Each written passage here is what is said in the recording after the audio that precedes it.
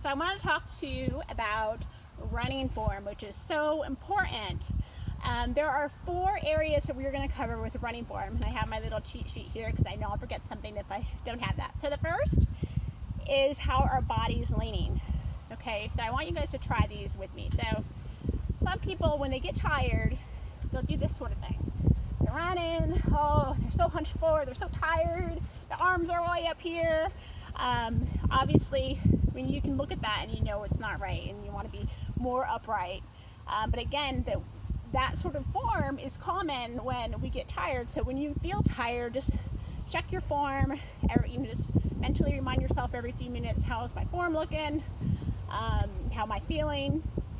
Okay, so, and then another common for your body lean mistake is going uphill, sort of like your hips going out and you're walking uphill, you're hitting your butt out, so there's no power there. Okay, so you want to, especially when you're running up hills, you want to keep a forward lean into the hill and short steps up the hill, baby steps up hills. Okay, so your body lean should be somewhat forward, not hunched, and not with your butt out either, and definitely not like with both of those. Okay, the second area I want to talk about is stride length. A lot of times when we think about pictures of stereotypical runners, it looks like they're more like leaping with their leg way out here over like a body of water or something. It looks like they're not even running, they're like leaping. So that and then their heel will land like way out in front of them, and that is not what you want at all, because there is so much force that goes up your leg, and it's just not efficient. So you want to think about your feet coming under you, landing under you. So whether you're a heel striker or mid-foot striker, you want your feet to land under you before you spring off to the next step. You don't want your heel landing way out here or your foot landing way out there. It's not efficient. So one thing to remember is taking shorter strides. So like elite runners, they'll do like 180 steps per minute when they're running. For us slower runners, we might do probably less than that, like 160. So you might want to just check yourself one day and count your steps.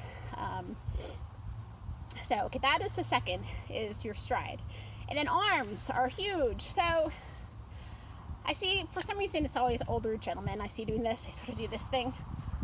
They're high and tight, and you got to relax your arms. See, I seriously got a cramp from doing that.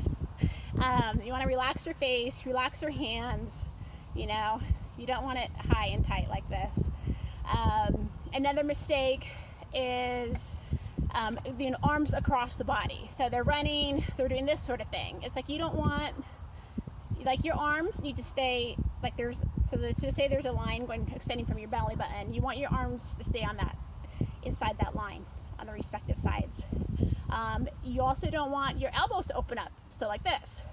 So again, that's where you really get into the like back and forth motion. Like you don't want to be twisting your body one way or the other. It's straight. And then it's also, you want your arm, when you're running, so between your belly button and your sternum is the high point, and the low point is around your thighs. So it's kind of like high and tight, not too high though, not like those, not like the older gentlemen, but so sort of like this sort of thing. And at a 90-degree angle is how you want your arm bent, right there. All right, so that is your arms.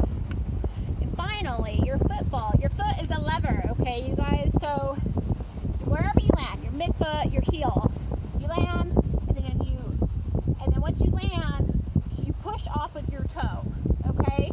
So, and then a lot of times when people get tired, they'll push off with their toe, and sometimes there's no follow through. Like you might see people shuffling along.